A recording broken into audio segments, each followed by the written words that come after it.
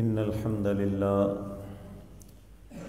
نحمده ونصلي على رسوله الكريم أما بعد أعوذ بالله السميع العليم من الشيطان الرجيم بسم الله الرحمن الرحيم تلك الدار الآخرة نجعلها للذين لا يريدون علوا في الأرض ولا فسادا والعاقبة للمتقين من جاء بالحسنة فله خير منها ومن جاء بالسيئة فلا يجزى الذين عملوا السيئات إلا ما كانوا يعملون إن الذي فرض عليك القرآن لرادك إلى معاد قل ربي أعلم من جاء بالهدى ومن هو في ضلال مبين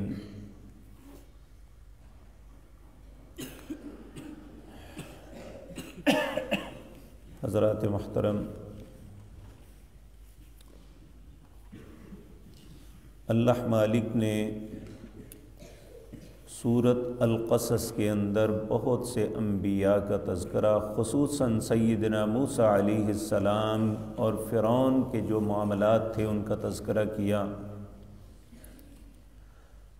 اپنی توحید کو بیان کیا اور لوگوں کو دعوت فکر دی کہ تمہاری زندگی، تمہارے عقیدے، تمہارے معاملے کی بنیاد ہی اللہ کی وحدانیت پہ قائم رہنا ہے۔ اس کے علاوہ جتنے بھی رستے ہیں سب ہلاکت کی طرف جانے والے ہیں۔ اور کل کی مجلس میں ایک بہت مالدار انسان کا تذکرہ کیا کہ کیونکہ انسان اپنے مال، اپنی قوت، اپنے طاقت کے زوم میں بعض اوقات بہت سرکش ہو جاتا ہے، تو اللہ رب العزت نے قارون کا تذکرہ کر کے کہا کہ اس کا انجام پھر کیا ہوا، یہ کسی سے ڈکا چھپا نہیں۔ اللہ نے واضح طور پہ بیان فرما دیا کہ اللہ نے فخسفنا بہ وبدار الارض، اللہ نے اس کو اور اس کے خاندان کو زمین کے اندر دنسا دیا۔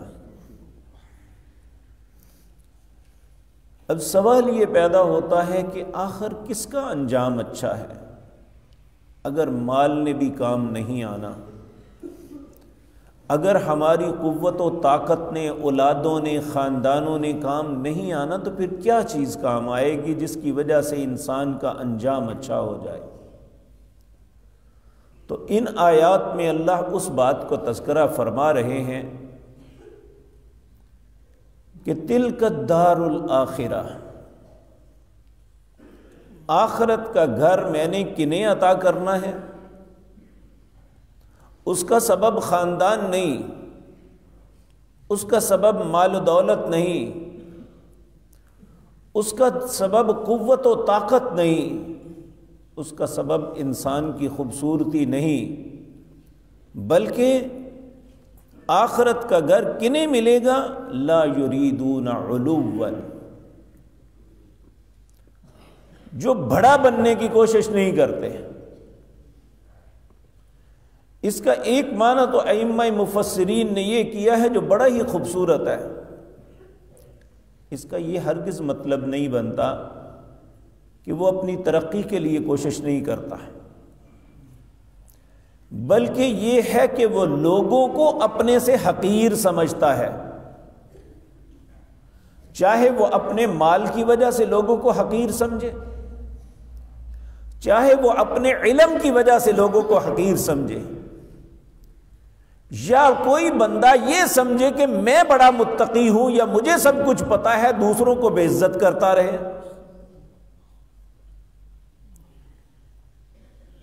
کہ یہ بڑا بننا جو ہے نا کہ میں ہی میں ہوں بس اور کوئی نہیں ہے، یہ آخرت کا گھر اسے نہیں ملے گا۔ بلکہ ہم دیکھتے ہیں کہ اسلاف میں جتنے علماء تھے ہمیشہ کسر نفسی سے کام لیتے ہیں۔ امام مالک رحمۃ اللہ علیہ عرب و عجم کے امام تھے۔ مصر سے ایک بندہ آیا اور امام مالک کا پوچھتا کہ وہ کون ہیں، کہاں ہیں؟ مدینہ منورہ میں آ کے لوگوں نے بتایا وہ امام مالک رحمۃ اللہ علیہ۔ ان کے پاس جا کے عرض کی کہ میں مصر سے آیا ہوں، ایک لمبا فاصلہ طے کر کے کچھ مسائل آپ سے پوچھنے ہیں۔ حضرت امام مالک رحمۃ اللہ علیہ نے کہا پوچھو۔ اس نے ایک لسٹ دی کہ یہ مسئلہ کیسے ہے، یہ کیسے، جو تو معقول بات تھی اس کا جواب دے دیا، اور کچھ سوال ہی نامعقول ہوتے ہیں، اور بعض اوقات کتنا ہی بڑا عالم دین کیوں نہ ہو اسے نہیں اس وقت علم ہوتا، تو کوئی ضروری نہیں ہوتا کہ انسان اٹکل پچو لگا کے کوئی نہ کوئی جواب دے، کہے مجھے نہیں پتا۔ جن چیزوں کا علم تھا یا جو معقول تھی امام مالک رحمۃ اللہ علیہ نے وہ بتا دی۔ کہنے لگا یہ، کہنے لگے مجھے نہیں پتا، جو اتنا نام کہاں سے سن کے آیا ہوں اور آپ کہتے ہیں مجھے ان مسائل کا نہیں پتا۔ آپ نے اسے کہا کہ جاؤ مدینے کی گلیوں میں اعلان کر دو مالک بن انس کو اس کا بھی نہیں پتا، اس کا بھی نہیں پتا، اس کا بھی نہیں پتا، تاکہ لوگ میری جہالت سے بچ جائیں۔ یہ کسر نفسی تھی۔ آج ہم ہیں تو چھوٹے برتن ابلتے بڑے ہیں کہ ہر بات کا جواب ضرور دینا ہے، چاہے اس کا علم ہو یا نہ ہو۔ اسی طرح وہ انسان جسے اللہ نے مال سے نوازا ہے تو اس لیے نہیں نوازا کہ وہ دوسروں کو کم تر جانے کہ یہ حقیر کیڑے مکوڑے ہیں۔ یقین جانیے بعض اوقات انسان کانپ جاتا ہے کہ انسان اپنی طاقت کے زوم میں کہتا ہے انسانوں کو یہ کیڑے مکوڑے ہیں، ان کی حیثیت کیا ہے۔ بعض حکومت اور منصب کی وجہ سے یہ ایسے الفاظ بولتے ہیں، تو یاد رکھیں یہ کوئی بڑا پن نہیں ہے، بلکہ انسان جو ہے آخرت کا گھر جو ہے وہ اپنے ہاتھوں سے گنوا رہا ہے، کیونکہ تلک الدار الآخرۃ نجعلها للذین لا یریدون علوا، آخرت کا گھر انہیں ملے گا جو بڑا بننے کی، بلند بننے کی کوشش نہیں کرتے۔ یہ بلندی صرف اللہ کے لیے ہے۔ آپ دیکھیں بعض اوقات انسان کے ہاتھ سے کوئی ایسا کام ہو ہی جاتا ہے تو دوسرا اس کی تعریف کرتا ہے، تو اسے چاہیے کہ اسے کہے تعریف میری نہیں، تعریف اللہ کی ہے جس نے مجھے توفیق دی ہے۔ یہ نہیں کہ ہاں جی میں نے کیا ہے، نہیں، بلکہ اللہ میرے رب نے مجھے توفیق بخشی ہے، اس کی مہربانی اور اس کی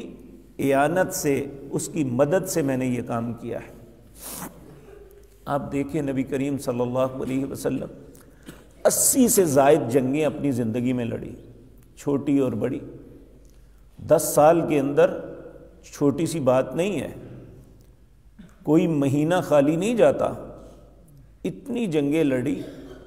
اور اس کے بعد جب اللہ نے سب سے عظیم فتح عطا فرمائی، مکہ فتح ہو گیا،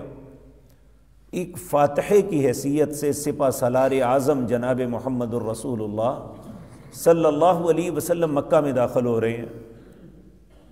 کوئی مزاحمت نہیں، یہ وہی شہر ہے جہاں رات کو چھپ کے نکلے تھے اور جا کے غار ثور میں چھپ گئے تھے، کتنے ہی وقت وہاں گزارا، پھر آپ مدینہ منورہ کی طرف گئے، چھپ کے نکلے، اور آج ایک فاتح کی حیثیت سے داخل ہو رہے ہیں۔ تاریخ میں، سیرت کی کتابوں میں لکھا ہے کہ آپ اپنی اونٹنی قصبہ پر بیٹھے مکہ میں داخل ہو رہے ہیں اور آپ کا سر جھکا جا رہا ہے، اتنا سر جھک رہا ہے کہ آپ کی ٹھوڑی مبارک وہ جو اونٹ کے کجاوے کی چھڑی سوٹی ہوتی ہے اس کے ساتھ ٹکرا رہی ہے بار، آنکھوں میں اظہار تشکر کے آنسو ہیں، اور کہہ کیا رہے ہیں لا الہ الا اللہ وحدہ انجز وعدہ ونصر عبدہ وحزم الاحزاب وحدہ، اللہ تیرے علاوہ میرا کوئی الہ نہیں، لا الہ الا اللہ وحدہ انجز وعدہ، تو نے اپنے وعدے کو پورا کر دیا، ونصر عبدہ، اپنے بندے کی تو نے مدد کی ہے، وحزم الاحزاب وحدہ، اے اللہ سارے لشکروں کو تو نے شکست دی ہے، میں نے نہیں دی۔ یہ ہے عزت اور عظمت انسان کی کہ انسان جتنا اللہ اسے عزت اور شرف سے نوازے اتنا جھک جائے۔ تو آخرت کا گھر انہیں ہی ملے گا، تلک الدار الآخرۃ نجعلها للذین لا یریدون علوا فی الارض ولا فسادا۔ دوسرا یہ کہ وہ زمین میں فساد نہیں پھیلاتے۔ فساد کیا ہے؟ ہر سے لڑنا جھگڑنا، چوری کرنا، ڈکیتی کرنا، قتل کرنا، کسی کا خون بہانا، کسی کی عزت کو پامال کرنا، کسی کے ساتھ بددیانتی کرنا، خیانت کرنا، کسی کا مال چھین لینا اور مال میں ملاوٹ کر کے دوسرے کو دینا، بات کر کے دھوکہ کرنا، یہ سارے فساد ہیں زمین کے اوپر۔ تو کہا آخرت کا گھر فسادی کو نہیں ملے گا۔ تو اس لیے ہمیں یہ نہیں اپنے زوم میں کہ ہر بندے کو بے عزت کر کے رکھ دیں، ہر بندے کے گلے پڑ جائیں، ہم کہیں کہ ہمارے ہوتے ہوئے ہے کون جو ہمیں یہ کہے۔ درگزر کرنا سب سے بڑی بات ہے۔ اللہ رب العزت نے اپنے حبیب کریم کو حکم دیا تھا، خذ العفو وامر بالعرف واعرض عن الجاہلین، اے میرے نبی نے ان کے حالات پہ چھوڑ دے، معاف کر انہیں، اور جاہلوں سے اعراض فرما دیجئے۔ کوئی ضروری نہیں کہ ہر بندے کے گلے پڑ جانا ہے، اس سے لڑنا ہے کہ اس نے مجھے بات کیوں کی ہے۔ تو اللہ رب العزت فرماتے ہیں وَلَعَاقِبَةُ لِلْمُتَّقِينَ، انجام جو ہے وہ تو متقین کا اچھا ہے، جس کے دل میں خوف خدا ہوگا، تقوی ہوگا۔ اسی لیے نبی کریم دعا مانگا کرتے تھے، اللہم آت نفسی تقواہا، اے اللہ میرے نفس کے اندر تقوی عطا فرما، وزکیہا انت خیر من زکاہا، اے اللہ پاک کر کیونکہ تجھ سے بہتر پاک کرنے والا کوئی نہیں ہے، انت ولیہا و مولاہا، اے اللہ تو میرا دوست بھی ہے اور میرا آقا بھی ہے، اے اللہ تو ہی میرا سب کچھ ہے، اس لیے کیا مجھے آتی نفسی تقواہا، اے اللہ میرے نفس میں تقوی عطا فرما، اللہ ہمارے نصیب میں بھی کر دے۔ تو اللہ رب العزت فرماتے ہیں من جاء بالحسنۃ، جو شخص نیکیاں لے کے اللہ کی بارگاہ میں آئے گا، فلہ خیر منہا، اس کو اتنا نہیں بہت بہتر بدلہ اللہ کی طرف سے ملے گا۔ اب دیکھیں جب انسان فوت ہوتا ہے تو جنازے کی دعاؤں میں ایک بڑی اہم دعا ہے، اللہم ان کان محسنا فزد فی حسناتی، اے اللہ اگر یہ اچھا تھا تو تو محسن حقیقی ہے، اس کا بہت اچھا بدلہ عطا کرنا، وَإِن كَانَ مُسِيئًا فَتَجَاوَزْ عَنْ سَيِّئَاتِهِ، اے اللہ اگر ان کے ذمے کوتاہیاں ہیں تو اے اللہ اس کی کوتاہیوں سے درگزر فرما دے۔ تو یہاں اللہ فرما رہے ہیں من جاء بالحسنۃ فلہ خیر منہا، جو اچھائیاں لے کے میرے پاس آئے گا میں اسے بہت اچھا بدلہ دوں گا، ومن جاء بالسیئۃ فلا یجزی الذین عملوا السیئات، جو برائیاں لے کے آئے گا اسے صرف اتنا ہی بدلہ ملے گا جتنی وہ برائی لے کے آیا ہے، یعنی برائی کو اللہ نہیں بڑھاتا، برائی کا بدلہ اتنا ہی ہے، بلکہ ایک مقام پہ آتا ہے من جاء بالحسنۃ فلہ عشر امثالھا، جو انسان نیکی لے کے آئے گا اللہ اسے 10 گنا کر دے گا، اور جو برائی لے کے آئے گا اللہ اسی کی مثل اسے دے گے۔ یہ اللہ کے رحیم، یہ اس کا کرم، اس کی مہربانی ہے اپنے بندوں پر کہ اس کی برائی پہ وہ زیادہ نہیں بڑھاتا، نیکی پہ اس کا اجر اور بڑھا دیتا ہے۔ اللہ ہمیں نیکی کی توفیق عطا فرما دے۔ الا ما كانوا يعملون، اللہ فرماتے ہیں جو بھی تم عمل کرو گے۔ پھر اللہ اپنے حبیب کریم کو فرما رہے ہیں ان الذی فرض علیک القرآن، بے شک ہم نے آپ پہ اس قرآن کو فرض کیا کہ آپ نے اس قرآن کو آگے لوگوں تک پہنچانا ہے، یہ آپ پہ فریضہ تھا۔ اللہ نے فرمایا یا ایھا الرسول بلغ ما انزل الیک من ربک،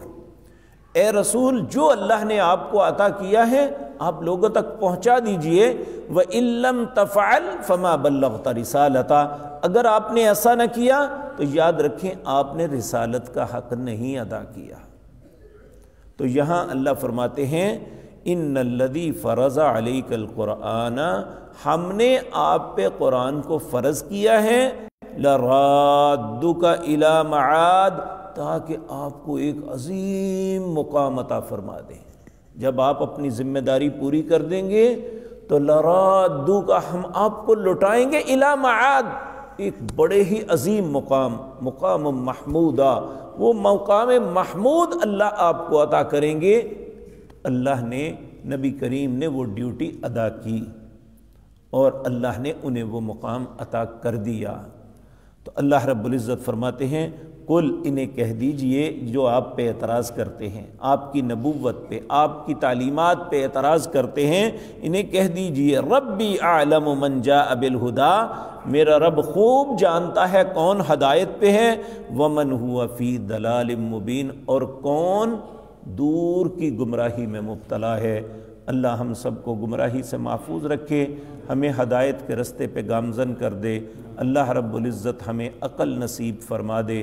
ہم اچھی بات کو سمجھ کے اس پہ عمل کریں اور ہر بری بات سے اللہ ہمیں بچنے کی توفیق دے۔ اقول قولی ھذا واستغفر اللہ لي۔